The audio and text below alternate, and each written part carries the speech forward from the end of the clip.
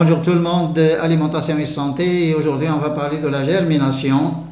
La germination, vous savez bien que toutes les graines germent et quand ils germent, leur valeur nutritive augmente, notamment les vitamines et les enzymes. Les graines, vous avez d'abord les céréales, le blé, le maïs, l'orge, vous avez le millet, l'avoine, l'alpiste et tout ça, il y a toute une liste. Vous avez aussi donc, les légumineuses qui sont des graines, pois chiches, petits pois, fèves, rôles, soja, haricots, lentilles. Et vous avez les petites graines comme le lin, le sésame, les graines de nigel, le cresson, la fenugrec, les graines de chia aussi, on a les graines de coriandre. Les graines de coriandre. Et bien d'autres graines, parce que ça dépend des pays. Alors, vous savez bien, nous, on donne un peu une liste exhaustive, mais si vous trouvez d'autres graines, donc ça pousse aussi. Et pourquoi on fait germer les graines? La germination, c'est une technique très intelligente pour faire apparaître certains composés biochimiques qui n'existaient pas dans la graine. Vous savez bien, la graine est morte. Oui. Et quand vous trempez donc, ces graines dans l'eau, là, il va manifester la vie, il va pousser. Mais quand il pousse, à commencer par la sécrétion d'enzymes. Donc la graine sécrète d'abord les enzymes, parce que ce sont les enzymes qui permettent la vie. Il va sécréter d'abord des enzymes, donc ces germes, ces graines qui germent, c'est une bombe d'enzymes. Et ce sont les enzymes qui manquent dans notre alimentation moderne. Les enzymes, et vous avez aussi l'apparition de vitamines. Pourquoi? Parce que donc, la graine, quand il germe, oui, donc, ce germe, il va consommer donc, le stock donc, de ces graines, et il va pousser, il va vous donner une petite plante. Oui. Et cette plante n'a rien à voir avec la graine morte. Donc il y a d'autres composés biochimiques qui apparaissent, et ce sont les composés biochimiques dont on a besoin maintenant, qui sont les enzymes et les vitamines. Et c'est un grand manque actuellement dans l'alimentation moderne, dans la nutrition moderne. Et la germination, vous savez, quand vous pouvez faire germer donc, les graines de céréales ou les légumineuses, ça c'est pour la nutrition, mais pour une bonne nutrition. Parce que les gens qui ont des problèmes de type digestif, de malabsorption ou de maldigestion, normalement, quand ils font germer donc, ces graines-là, ça devient facile. Et d'ailleurs, ça permet aussi de revivifier donc, le microbiote. Donc le colon, c'est les bactéries amies. Et justement les enzymes, c'est la vie. On vit par les enzymes. Oui. Et c'est bon pour les gens, la bonne nourriture d'ailleurs, au lieu de consommer les céréales en tant que telles, quand on fait germer, attention, on augmente leur valeur nutritive, mais aussi leur valeur diététique et leur valeur probiotique. Vous voyez, il devient donc des substrats d'ailleurs très forts pour le microbiote, pour les probiotiques. Et ensuite, c'est facile à digérer, donc c'est facile à absorber et ça permet aussi la digestion d'autres aliments, bien sûr. Et puis, ça, c'est pour la nourriture. La bonne nourriture, c'est diététique, d'ailleurs, c'est très nutritif, les céréales et les légumineuses. Les légumineuses, vous savez bien qu'il y a un problème de lectine, il y a aussi un problème d'acide phytique dans les céréales, mais quand vous faites pousser, donc, il y a moins d'effet de l'acide phytique, donc les minéraux sont libérés, donc il n'y a pas d'acide phytique. Et les légumineuses, vous avez aussi moins de lectine. Oui, il y a des gens maintenant qui parlent on trempe les légumineuses avant de les faire cuire pour diminuer un peu les lectines. Oui, mais quand vous faites germer, vous éliminez les lectines totalement. Les gens qui ont des problèmes avec la fève ou avec les pois chiches, les petits pois et tout ça, donc ils n'auront aucun problème. Il y a beaucoup de personnes maintenant qui se plaignent et disent ça provoque des gaz, je ne peux pas être ça. Non, et oui, ça provoque des gaz parce qu'ils sont très riches d'ailleurs en acides aminés soufre, c'est les pendisulfures là qui vous donnent des gaz, mais parfois c'est des choses normales d'ailleurs. Mais quand vous faites germer les graines, comme le lin, le sésame et tout ça, c'est autre chose. Ce n'est pas la nutrition, c'est la thérapie. Parce que déjà, ces graines qui sont le cresson, la fenugrec, les graines de chia, coriandre, le lin, le sésame et tout ça, ça c'est des graines qu'on consomme moins et qu'on ne consomme pas pour la nutrition. On ne consomme pas les graines de nigel pour les vitamines ou pour les protéines. Ils n'existent pas. Mais on les consomme pour la régulation et pour des effets curatifs.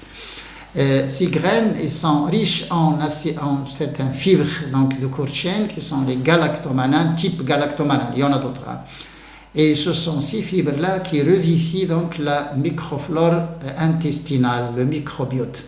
Et c'est très important. D'ailleurs, ça existe dans la fenugrec. Il y a des gens qui disent la fenugrec, c'est l'odeur et tout ça. Non, j'aime pas. Oui, mais quand on fait germer, il n'y a plus d'odeur. Hein.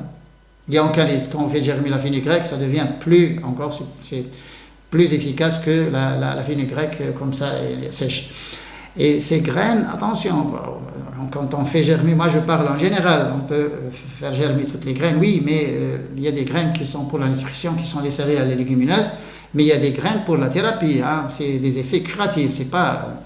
Et ces graines, vous savez, les gens qui ont des maladies un peu difficiles à traiter, comme les cancéreux et comme les maladies auto-immunes, on a aussi le problème du cardiovasculaire maintenant, les maladies cardiovasculaires, un grand problème du type digestif avec l'hélicobacter pylori de l'estomac et avec le problème du côlon maintenant. Il y a beaucoup d'inflammation au niveau du côlon. Vous avez le Crohn, vous avez beaucoup d'autres choses. Donc, vous avez la colopathie fonctionnelle. Il y a des gens même qui souffrent des hémorroïdes et tout ça. Il y a beaucoup de problèmes au niveau du côlon. Là, c'est une nourriture saine et c'est une nourriture, attention, c'est une nourriture très diététique. Ça sert à quelque chose, ça cible bien ces maladies. Pourquoi? Parce que les cancéreux et les maladies auto-immunes sont fragilisés par les traitements, sont très fragilisés, ils sont faibles, ils digèrent mal, ils ont des nausées, ils n'ont pas envie de manger, il y a beaucoup de choses. Vous voyez, ils ne peuvent pas même travailler, faire un grand effort et tout ça. C'est normal, ils sont fragilisés par ces maladies chroniques, surtout les gens qui ont vécu avec ça pendant 5, 6, 10 ans, qui prennent les antibiotiques tout le temps, et qui prennent des corticoïdes, des trucs comme ça, comme les cancéreux d'ailleurs, qui prennent la chimiothérapie soit par sérum, soit sous forme de sérum, soit sous forme de comprimés, et tout ça. Ça, c'est des personnes, ils ont besoin de cette nourriture, ils ont besoin de la germination, les céréales et les légumineuses. Et pour compléter donc la thérapie, ils ont besoin aussi des graines germées, comme le lin, le sésame, les graines de Niger, fenugrec, cresson et tout ça. Là, les graines, quand ils germent, vous pouvez préparer une salade, vous pouvez préparer un potage ou un jus, ou les consommer comme ça en tant que tel. Les céréales et les légumineuses, mais les graines comme le nigella, le cresson et tout ça, ce groupe-là, il faut faire germer et broyer avec un autre aliment, broyer avec les noix ou les amandes ou les dattes, tout ça. Comme ça, vous aurez un aliment plutôt que... Pourquoi? Parce qu'il faut en prendre très peu d'ailleurs. C'est pas, attention, les graines, c'est pas quand même un poignet, hein, il faut en manger moins. Et il faut le broyer avec un support alimentaire, comme les amandes, les noix, les dattes, les figues séchées, bon, tout ce que vous trouvez, tout ce que vous avez à la maison. Là, et les cancéreux, les maladies auto-immunes, les gens qui ont des maladies chroniques, là, il faut quand même qu'ils pensent à ces aliments, hein, qui sont normalement des aliments très, très, très vitaux. C'est les enzymes et les vitamines. Et pour vous donner une idée sur les enzymes, qu'est-ce que c'est? Vous savez bien que l'homme d'avant, l'homme primitif, c'était l'homme qui travaillait avec ses muscles. L'homme qui était chasseur, qui était très fort, qui travaillait 24 heures, voyez, qui pouvait donc lever donc, les pierres donc, sur ses épaules et tout ça. Il était très fort, hein? Voilà. Et il pouvait même combattre le lion. Mais pourquoi? Parce qu'il se nourrissait sur le cru. Parce qu'il ne faisait pas la cuisine. C'était l'homme qui ramassait les aliments et se nourrissait du cru. C'est les feuilles de plantes, c'est les fruits, c'est tout ce qu'il trouve dans la nature.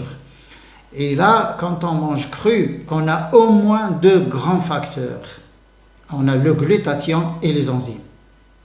Le glutathion est détruit par la chaleur. Les enzymes sont détruites par la chaleur. Vous voyez, quand on va préparer un repas, hein, ouais. Mais quand vous mangez le cru, vous bénéficiez donc du glutathion qui est un antioxydant très fort. Ça agit au niveau du foie d'ailleurs, c'est contre le stress oxydatif. Et puis, vous avez les enzymes. Et nous, on vit avec les enzymes. Sans les enzymes, il n'y a pas de vie. Hein. Il n'y a pas de vie. Ce n'est pas les protéines, ce n'est pas les carbohydrates. C'est les enzymes. Quand vous avez, disons, un problème d'enzymes, là, attention, vous vous sentez paresseux, faible, vous ne pouvez pas travailler, vous vous fatiguez facilement, vous vous énervez aussi. Là, justement, c'est l'homme de maintenant qui se nourrit maintenant sur le conservé et sur le stérilisé, sur le cuit, le trop cuit. Et il n'y a plus de glutathion, il n'y a plus d'enzymes, il n'y a plus de choses donc vitales qui se trouvaient dans le cru. Et c'est pourquoi, d'ailleurs, pour pallier à ce problème, il y a des personnes qui se nourrissent sur le conservé, sur le stérilisé, pour pallier à ce problème, pensez quand même à préparer ces aliments, pensez à faire germer vos graines à la maison, faites un effort. Et on est devenu d'ailleurs très paresseux. Les gens n'aiment pas faire la cuisine, les gens n'aiment pas faire ces techniques-là. L'homme avant, et voyez, les femmes ils broyaient les graines avec un petit moulin, avec 2 pierres, et ils préparaient tout, et ramassaient quand même du bois de la forêt pour faire du feu et tout ça. Ils faisaient un grand effort et ils vivaient bien. Ils vivaient bien. C'était une vie dure, parce qu'il y avait beaucoup d'efforts à fournir, mais ils ont bien vécu, ils vivaient bien. C'est mieux que nous. Nous, on a la civilisation, on a tout est automatique maintenant, il y a des machines, il y a des robots et tout ça, mais on est malheureux. Voilà la différence. Là, parce que notre Dieu, subhanahu wa ta'ala, nous a créés pour bouger. Pour bouger, il faut travailler. Oui. Si vous ne bougez pas, vous êtes malade. Donc c'est pas... il faut bouger et il faut aussi jeûner ou starver. Il faut arrêter à un certain moment de manger. Et il faut respecter donc le vital, c'est-à-dire le cru. Et il faut respecter le cru. Votre alimentation doit comprendre au moins 50 à 60% de cru. Pourquoi? Parce que le cru, c'est la vitalité et c'est le tonus. Plus vous mangez des aliments crus, donc plus vous vous sentez bien. Quand vous mangez les biscuits, quand vous mangez le conservé, les boîtes de conserve, le trop cuit, le stérilisé, les fast-food et tout ça, vous êtes faible, vous êtes paresseux et vous êtes nerveux. Voilà. Et bien justement, ce facteur enzyme, il y a un jeune chercheur, qui s'est amusé déjà les années 80, non les années 70 déjà, les fins des années 70, et s'est intéressé aux enzymes. Il a écrit un petit pamphlet, un petit bouquin sur l'enzymothérapie, la thérapie par les enzymes. Et on a trop critiqué ce jeune homme, qui était un chercheur, qui était un docteur. Et on a appelé charlatan, il ne sait rien pas, qu'est-ce que c'est que l'enzymothérapie, qu'est-ce que c'est que ça. Mais 30 ans après, ils se sont revenus à l'enzymothérapie comme la thérapie la plus forte et la plus compliquée. Voilà. Et c'est toujours quand on vient avec des idées nouvelles ou avec quelque chose qui fait du bien à l'humanité, on est toujours attaqué, critiqué, on est ignoré. Et puis après, on revient vers votre théorie. C'est ce qui est arrivé à Jean-Jacques Rousseau, ce qui est arrivé à Montesquieu, ce qui est arrivé à beaucoup de philosophes. On critique, on attaque, et après, on prend donc leur théorie. Et Jean-Jacques Rousseau, on a brûlé sa maison, le philosophe suisse, on a brûlé sa maison, on a brûlé ses bouquins, il était exilé. Là. Et maintenant, vous voyez que le droit international, les facultés de droit du monde, toutes les lois maintenant sont constituées sur le contrat social de Jean-Jacques Rousseau. C'était pas quand Jean-Jacques Rousseau, c'était le droit commun. C'est John Locke et c'était aussi Thomas Hobbes et Jean-Jacques Rousseau. C'était les 3 grands d'ailleurs du contrat social. Et c'est toujours comme ça, on vient avec quelque chose qui fait du bien donc à l'humanité, on est toujours attaqué, critiqué, tout ça. On est même insulté parfois. Et Spinoza, les gens ils lançaient des pierres sur Spinoza dans les rues, le philosophe hollandais, Spinoza. Oui, mais on ne savait pas la valeur donc, de sa philosophie. Mais après, pourquoi? Parce que c'est quelqu'un qui devance beaucoup l'humanité, qui devance l'humanité de 30 ans, 40 ans. C'est normal, c'est une réaction normale, donc, psychiquement. Mais après, quand on comprend petit à petit donc, la théorie et la philosophie, là, on est convaincu et on regrette, finalement. Mais la personne, à ce moment-là, elle est déjà dans sa tombe, elle est déjà sous la terre. Là. Et c'est ça notre malheur. Bien, les graines, vous savez, la bonne nourriture, des gens qui sont cancéreux, qui ont des maladies auto-immunes ou de la souffrance, en général, la souffrance, disons, de santé, là, et même les gens qui ont des problèmes de dépression, de mélancolie, et tout ça, mais qui sont un peu tristes, là, et qui sont enfermés, et ils ne savent pas qu'est-ce qui leur arrive. Là, c'est aussi sa nourriture. Les enzymes, c'est très important. Attention, les enzymes, c'est très important. Les enzymes sont très importants. Je l'ai dit 3 fois. Il n'y a personne qui parle des enzymes. On parle protéines, carbohydrates, vitamines, tout ça. Mais on ne parle pas des enzymes. Normalement, le secret, c'est dans les antioxydants et les enzymes. Les grands secrets, si vous voulez rester en bonne vie et avec un bon tonus, c'est les enzymes et c'est aussi les antioxydants. Vous savez bien, le glutathion, c'est un antioxydant, mais le glutathion est détruit par la chaleur. Il existe dans le cru. Voilà. Alors, donc, cette germination, ça va vous permettre donc, de préparer une nourriture 50 fois, 50 fois plus concentrée et plus nutritive que, disons, les graines de départ, c'est-à-dire un blé sec ou les grains secs de blé, d'orge et de maïs. Il y a de l'amidon, il y a des minéraux, des vitamines, des fibres et tout ça, mais il n'y a pas d'enzymes, il n'y a pas donc des antioxydants et il n'y a pas aussi donc les vitamines. Donc les vitamines qui augmentent, la concentration des vitamines est multipliée par 5 dans les graines germées. C'est quelque chose d'extraordinaire. Et puis on élimine les antinutriments comme l'acide phytique et les lectines. Et ça, c'est la seule technique d'ailleurs qui permet d'éliminer les lectines. Vous n'avez pas d'autres techniques.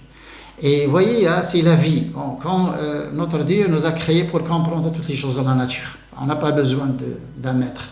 Voyez. Quand vous voyez une graine qui ne bouge pas, qui est morte, pas de vie, et puis avec de l'eau, il va manifester la vie, donc il va pousser. Vous devez comprendre quand même qu'il y a quelque chose qui se passe. Et c'est vous devez comprendre au moins la vie. Pas la vie, la vitalité.